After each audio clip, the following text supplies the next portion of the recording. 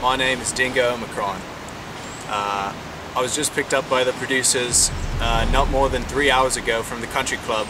I am completely unprepared in my clothing, and they've dropped me off in an area where, from my expertise, I can only judge to be Antarctica. Fortunately, they've given me a survival kit. For those of you who didn't know, Yamaha does make survival kits for people to survive indefinitely in the wilderness. All of these supplies are really all you need to survive. I have over 30 years of survival expertise, which I will definitely need to utilize during the course of the next week that I'm surviving in this Antarctic wilderness. Alright, the first thing we're going to need to do is get a shelter together so that I'm protected from the fierce Arctic elements. So we're going to use this handy dandy butter knife and saw this tree down. Let's get to it.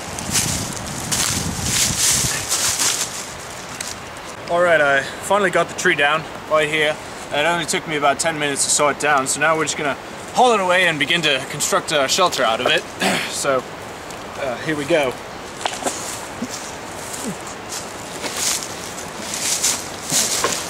Alright, well, it's been about 3 hours since I've been constructing my shelter. This here, for those of you who might not know, is one of the most structurally sound and quickest to build shelters that you can possibly do. So lean-to, we use a rock and then sticks to create a secluded area. And here's where we are going to use one of our wonderful pieces of survival tools. Scotch tape is a very useful tool for helping to bind your shelter together, protect from wind and other harsh elements. And it becomes very useful as you're constructing the best type of shelters that you can. This could be the difference between life and death. We're now inside our expertly built shelter. As I said, takes care of the first of our problems. But I am getting extremely hungry at this point, so we're gonna have to start looking for food. Well, I've been running around searching for animals for the past 2 hours. And apparently there aren't any animals that live in the Antarctic. So I'm gonna have to go to Plan B, search for nuts and berries in the wilderness to try to sustain myself. And judging by the position of the sun, I'm running out of time. It's about 11 PM right now, and if it gets much later than that, it's gonna be too dark to find anything.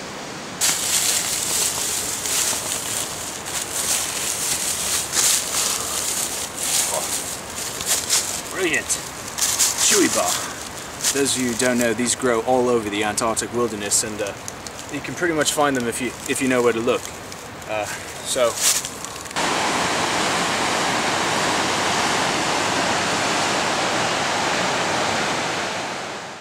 we're now on day 6. Supposedly it's supposed to be over tomorrow, but for all I know, they're not coming for me.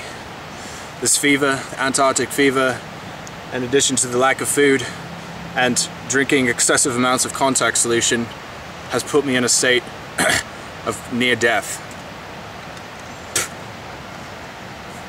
At this point, the only possible way to survive that I know how, after my 30 years of experience, is to make an expedition out of the treacherous Antarctic terrain and head towards the nearest town, which according to my cell phone is 3 miles that way. So I really wanted to be a sportscaster, but here I am trying to not die in the wilderness. It really sucks.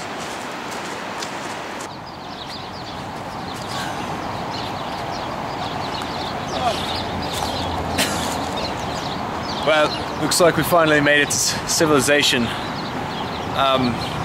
And really, that is the entire key of survival. Make it to civilization. So, after 6 days of starving in the Antarctic wilderness, I'm finally gonna have a bite to eat, find some comforts, warm place to stay, take a shower possibly,